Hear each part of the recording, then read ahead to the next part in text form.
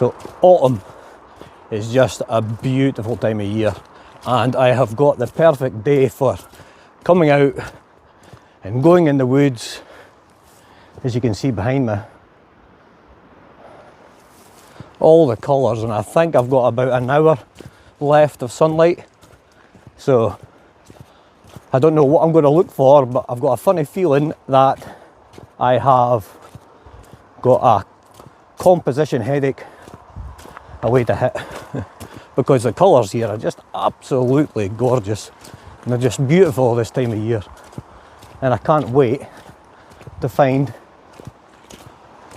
something to... Sorry, I was getting a phone call there. I can't wait to find something to take an image of, and I don't think I will be looking very long, put it that way. It's not as cold as it was last time I was out. The sun's out, and this is a place that's called Hunter's Hill, which is just outside Glamis, and it's a beautiful walk, and my head's already buzzing with the excitement of what I might capture today, this evening. So let's start hunting. So I can see a couple of wee trails which I think I'm going to follow up. I've got my big orange welly beats on, so hopefully the ticks when I find their way in. But the sun's just went behind a cloud, which is a bit of a bugger. But I am hoping that this area over here is all lit up. So if I can find a spot, I was thinking about going up there, but I might just go up here. If I can find a spot that I know that the sun was hitting, because I was keeping an eye on that as I was walking up the hill, I think I might be lucky if that wee cloud buggers off. So what I've been doing is I've been tinkering about with composition, but I am needing a foreground element, and I'm needing the light to come back out. That amazing light that we had just 5-10 minutes ago has disappeared, so I am hoping it's just one of those rogue clouds, but it might give me time to get something to make a foreground element, because it's looking a bit bare. I've kind of zoomed in on the horizontal logs there, the remnants of a tree that's obviously been knocked down through the last storm we had, and I've zoomed in, but it's got a lot going on, and the oranges at the back there, they were all lit up, but that's died a death, so that's going to give me a bit of time to maybe try and find something to put as a foreground element. So I'm going to have a rummage about, see what I can get. Bit of a bugger, I'm not going to lie. So I'm looking for a foreground element since the sun's kind of disappeared behind a cloud. Honestly, you couldn't make it up. It's been beautiful for hours, beautiful for hours. I eventually make it up the hill and the frickin' sunlight disappears. But I'm confident it's going to come back. So I'm on the hunt for that foreground element. As you can see, my camera is away back there. And you can see the distance that I've got. There's nothing really interesting there. But this tree stump looks a wee bit like Jeremy Beadle's hand. But I think if I come closer with my camera, I can use that to shoot up through all these logs, and hopefully, fingers crossed, the sun comes back out. Maybe Jeremy Beadle's hand there will make his finger crossed too. His wee handy, just a wee hand. There's nothing wrong with having wee hands, especially one smaller than another. Makes your willy look bigger.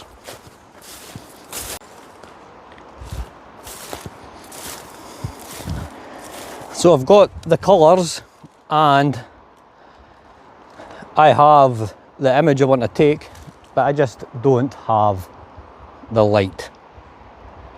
Now, as we speak, I can see the sun peeking out just up there, but is it going to play the game? Is it going to play the game? But as I'm having a look about anyway, I have found this mental green fungus. Oh, I can see on the camera it's lighting up behind me, but I'm needing the light to hit over here. I can see it down there. Why is it not hitting here? So I'll let you see this fungus as I obsess about the sun.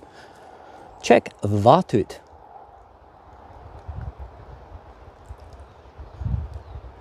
What kind of fungus is that? Now, I'm the fungus expert, but I think you wouldn't be picking it and eating it. Definitely not.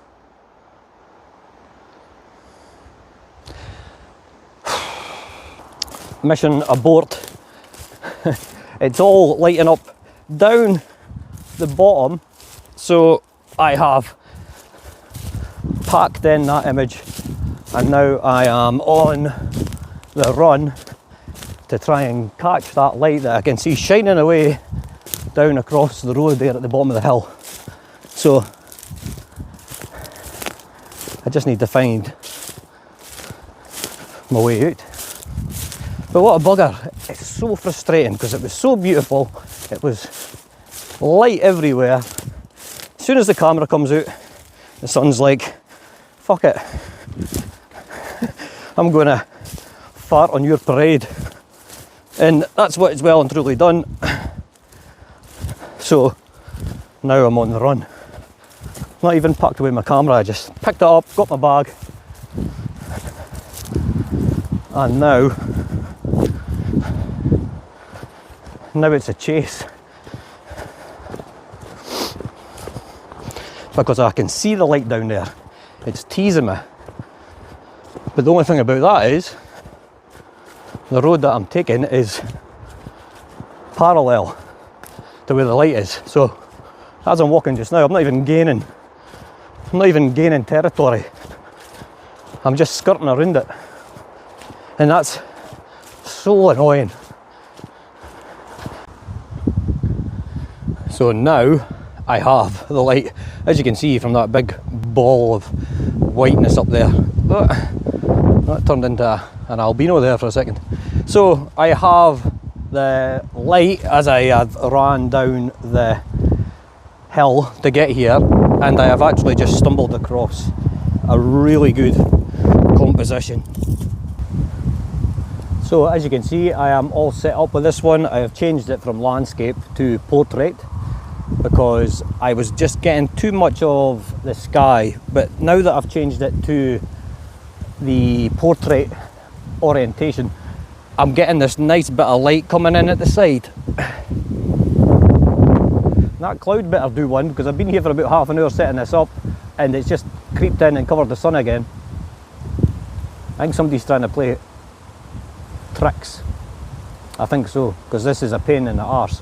That was a perfect image, and now you can see my screen's gone totally black because the sun has went behind the cloud. You've got to be joking me. I don't even know if I'll get an image at this rate. It's a nice something that you can do to get it. There'll be all those chemtrails. Buggers. Now I'm going to let you see, I don't know if you'll be able to see it, but if I flip the camera around and put the exposure down so you can see the sky, see that bugger there? The sun's behind that. Honestly, couldn't make it up.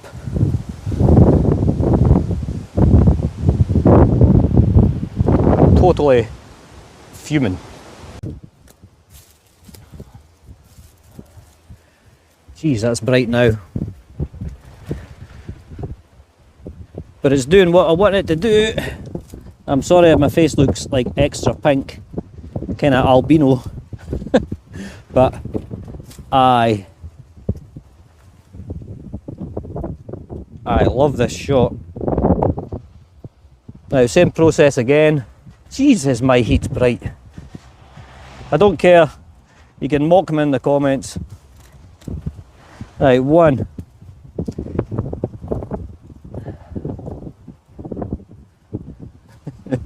Now I'm paranoid about how bright my heat looks. Two.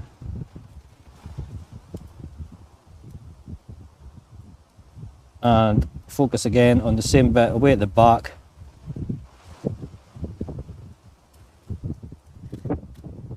I'll take that one again.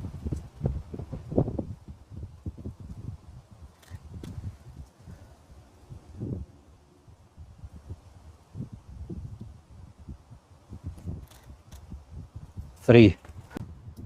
Now, the sun is dancing and doing what I wanted to do, so if that image is any good, I will show it. It's going to be a photo stacked image, 3 images into one. So I'm going to walk further down this path, see what I can find, and see if I can get another image before my time runs out.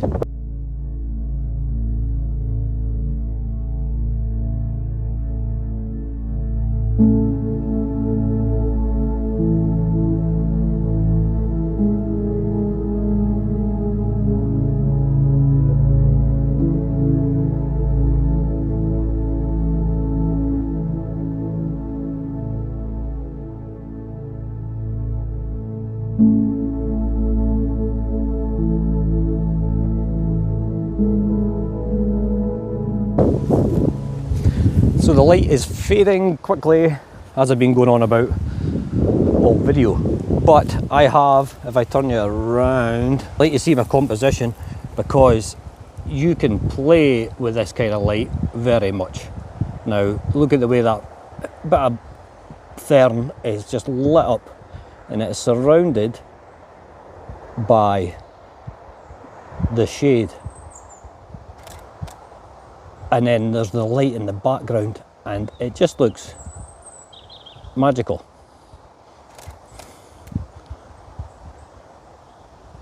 I just maybe need to tone down because the sky's there.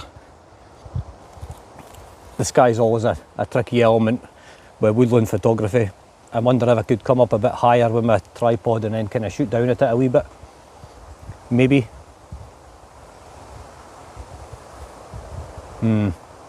I think I've got probably about a couple more bursts of light before I get washed out, and in dull light, if I put it there, I think I will come up a wee bit,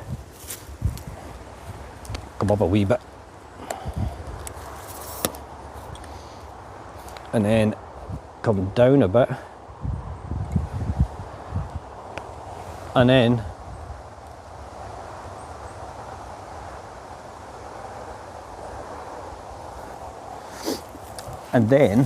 it is just a waiting game to see if I can get a wee bit more light. Let's hope the clouds bugger off before it goes down behind the trees, because I actually really like this image. I like the contrast between the greens at the front, so you've got the fern and then you've got all this green thick grass, but the back third of the image has a floor of orange autumn dead leaves. So hopefully we get the shadows and the sun if that other rogue cloud disappears. Just a waiting game. It's like fishing. So as I am waiting for the sun to come out, I will just have a quick talk through on what I am using and what my setup is just now. So I had a question from the last video, the guy was asking what lens I had.